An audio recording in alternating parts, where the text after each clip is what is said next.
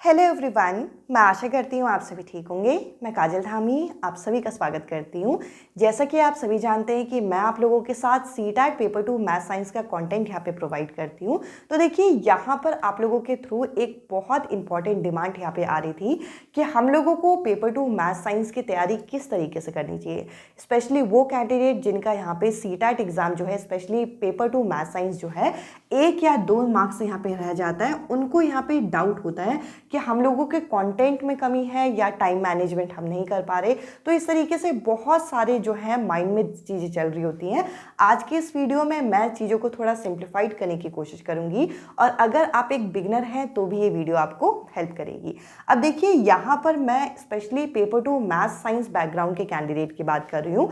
Means जो BEd candidate हैं उनके लिए ये वीडियो होने वाली है, जो कि अभी अपियरिंग फेज में है या फिर बीएड जिनका कंप्लीट है, जो कि स्पेशली पेपर 2 मैथ साइंस की तैयारी कर रहे हैं। तो सबसे पहले तो देखिए, अगर मैं क्लासेस की बात करूं, जैसे कि आप लोग अगर जानना चाहते होंगे तो क्लासेस जो है साइंस की आपको मंडे, वेंसडे, फ्राइडे यहाँ पे शाम को 6 बजे देखने को मिल जाएंगी। क्लासेस मैं आपकी एनसीईआरटी बेस यहाँ पे लेती हूँ और मैथ्स की ट्यूसडे, थर्सडे और सैटरडे यहाँ पे देखने को मिल जाएंगी। अब देखिए, यहाँ पे अगर मैं बीच में किसी पर्टिकुलर दिन, जैसे कि आज सैटरडे है तो आज मैथ्स की क्लास होनी थी जिसमें मुझे लगा कि ये वीडियो ज़्यादा इंपॉर्टेंट है, मैंने आप लोगों के साथ शेयर की। तो आप लोगों की जो नेक्स्ट क्लास है, नेक्स्ट सेशन में आप लोगों के साथ शेयर होगी। तो देखिए, यहाँ पर ये जो क्लासेस मैं आप लोगों के साथ शेयर कर रही हूँ ये किस बेसिस पे हैं और इन क्लासेस से आपको क्या फ़ायदा है और आपको किस तरीके से तैयारी करनी चाहिए। सबसे पहले आप लोगों का जो एग्ज़ाम है वो यहाँ पे 150 मार्क्स का एग्ज़ाम होता है। और अगर हम इस एग्ज़ाम की यहाँ पे इम्पॉर्टेंस की बात करें तो ये एक क्वालिफाइंग नेचर का पेपर है जिसमें आपको 90 जो है मिनिमम यहाँ पे सिक्योर करने होते हैं। कम से कम 90 आपको लेके आने हैं अगर आप एक जनरल कैंडिडेट हैं। अब 90 लाने में भी सबसे मेजर रोल प्ले करता है यहाँ पे साइंस और मैथ्स। तो देखिए, साइंस की अगर मैं बात करूँ कि साइंस को आपको तैयार कैसे करना है, तो देखिए, साइंस अपने आप में ही एक ऐसा सब्जेक्ट है, एक ऐसा विषय है जिसमें कंटेंट की कोई भी कमी नहीं है। इसमें आपको अपने सबसे पहले कंटेंट को स्ट्रॉन्ग करना है और साथ ही साथ यहाँ पे कंटेंट को स्ट्रॉन्ग करने के साथ साथ मैंने एक चीज़ यहाँ पे नोटिस की, कई बारी साइंस के जो क्वेश्चंस हैं उनमें आप यहाँ पे ये चीज़ नोटिस करोगे कि वो पर्टिकुलर टॉपिक आपने पढ़ा है बट वो पर्टिकुलर क्वेश्चन नहीं हो पा रहा। तो आपको यहाँ पर इसका मॉडिफिकेशन भी देखना है, यानी कि उसको आप किस तरीके से मोल्ड कर सकते हो। आपको इस चीज़ को यहाँ पे देखना है कि आपका टॉपिक कितने तरीके से एग्जामिनर पूछ सकता है। और पर्टिकुलर अगर आप एक एक टॉपिक देखें, मैंने आप लोगों के साथ जो साइंस मैथ्स का सेशन यहाँ पे लिया है, इस बार स्पेशली मैं आप लोगों के साथ चैप्टर कंप्लीट होने के बाद प्रैक्टिस सेट डिस्कस कर रही हूँ। अब ये प्रैक्टिस सेट की इंपॉर्टेंस क्या है, प्रैक्टिस सेट इसी वजह से डिस्कस हो रहे हैं ताकि जो एरिया यहाँ पे आप लोगों को कंटेंट को कंप्लीट करने के बाद भी क्वेश्चन जो सॉल्व नहीं होते उन चीज़ों को यहाँ पे टैकल करने में मदद करेगा।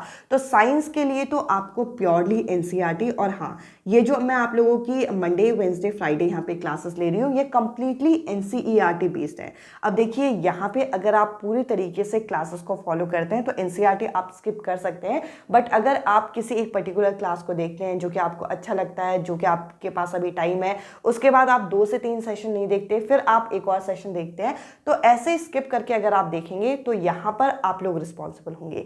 मीन्स यहाँ या तो आप एनसीईआरटी प्रिपेयर कीजिए या तो आप इन क्लासेस को देख सकते हैं, क्योंकि ये क्लासेस मैंने कंप्लीटली एनसीईआरटी बेस यहाँ पे बनाई है। एनसीईआरटी का कोई भी सप्लीमेंट नहीं है। यहाँ पे मैं आप लोगों को जो पेड नोट्स प्रोवाइड करती हूँ वो भी कंप्लीटली एनसीईआरटी बेस्ड होते हैं, क्योंकि आपका पेपर अल्टीमेटली एनसीईआरटी से आना है। तो साइंस के लिए तो आपको कहीं इधर उधर भटकने की जरूरत नहीं है, कोई एक्स्ट्रा सोर्स, कोई एक्स्ट्रा बुक। यहाँ पे सीटैट में आपको ल्यूसेंट वगैरह से भी नहीं आते क्वेश्चन।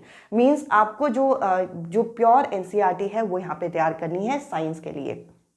अब इसके अलावा अगर मैं मैथ्स की बात करूं कि मैथ्स आपको किस तरीके से तैयार करना है, तो देखिए, मैथ्स के अंदर आप लोगों के जो टॉपिक यहाँ पे आते हैं वो बहुत इजी आपके आते हैं। जैसे कि आपको एलसीएम एचसीएफ के क्वेश्चन देखने को मिल जाएंगे, आपको डिविजिबिलिटी रूल के क्वेश्चन देखने को मिल जाएंगे जो कि मैं सेशन में आप लोगों के साथ डिस्कस कर रही हूँ। आपको फैक्टर्स बनाना यहाँ पे पूछ लिया जाएगा, आपको प्राइम नंबर से यहाँ पे क्वेश्चन पूछ लिए जाएंगे। ये क्वेश्चन मुश्किल नहीं होते, बट यहाँ पर जो टाइम कंज्यूमिंग होता है वो होता है कैलकुलेशन। तो आपको क्या करना है, अपनी स्पीड पर पूरा ध्यान देना है। अगर आप मैथ्स के क्वेश्चन यहाँ पे सॉल्व कर रहे हैं तो यहाँ पे आपका साइंस का कंटेंट जो है 20 मार्क्स का आता है, मैथ्स का कंटेंट यहाँ पे आपका 20 मार्क्स का आता है और 10 मार्क्स की पैडागॉजी होती है, जिसके लिए मैं एक सेपरेट सेशन यहाँ पे लेके आऊँगी कि आपको उसको किस तरीके से प्रिपेयर करना है। तो आपको इन एरिया में बहुत अच्छा स्कोर करना है।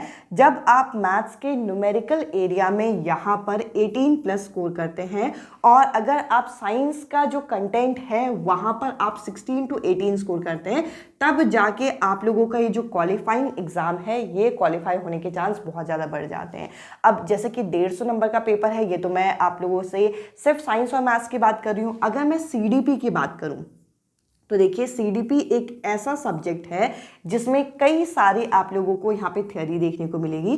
कई सारी क्या आपको, जैसे जीन पियाजे हो गया, कोलबर्ग हो गया, वाइगॉट्स्की हो गया, इसके बारे में आप मुझसे ज़्यादा अच्छे से जानते होंगे, इनसे क्वेश्चन यहाँ पे पूछे जाते हैं। इंटेलिजेंस की थ्योरी हो गई, इसके अलावा टैग वर्ड्स, और साथ ही साथ जब आप CDP के प्रश्नों को करेंगे तब आप अपने माइंड को इस तरीके से अलर्ट करके चलेंगे कि आप एक टीचर हैं, आप स्टूडेंट के लिए सबसे बेस्ट ऑप्शन को ढूंढ रहे हैं। तो आपको इस तरीके से CDP को यहाँ पे तैयार करना है। और मैं नहीं मानती कि यहाँ पे पेपर 2 मैथ साइंस के जो कैंडिडेट हैं उनको मेनली CDP में दिक्कत आता है। सबसे ज़्यादा दिक्कत जो होता है वो मैथ साइंस के एरिया में आपको दिक्कत होती है। तो आपको तैयारी यहाँ पर जो है स्टार्टिंग से स्टार्ट करनी, कैसे तैयारी करें का जो आपका ये टैग है उसमें आपका ये मेन टैग लाइन होनी चाहिए कि कब से तैयारी करें। तो देखिए यहाँ पर आपको साइंस के लिए प्रिपेयर करने के लिए कम से कम 2 से 3 महीने यहाँ पे लगेंगे कंटेंट को अगर आप तैयार कर रहे हैं। आप अगर सोचते हैं कि कोई पर्टिकुलर मैराथन, चाहे वो मेरी ही क्यों ना हो, चाहे वो किसी और की क्यों ना हो, आप एक मैराथन देखेंगे, आपका सारा कंटेंट वहाँ पे प्रिपेयर हो जाएगा। तो to be very honest, marathon के अंदर हम लोग यहाँ पे टॉपिक का रिवीजन कराते हैं और कई बार क्या होता है कि हम लोग इंपॉर्टेंट टॉपिक्स को पिक करते हैं और कुछ पर्टिकुलर टॉपिक्स वहाँ पे छूट जाते हैं।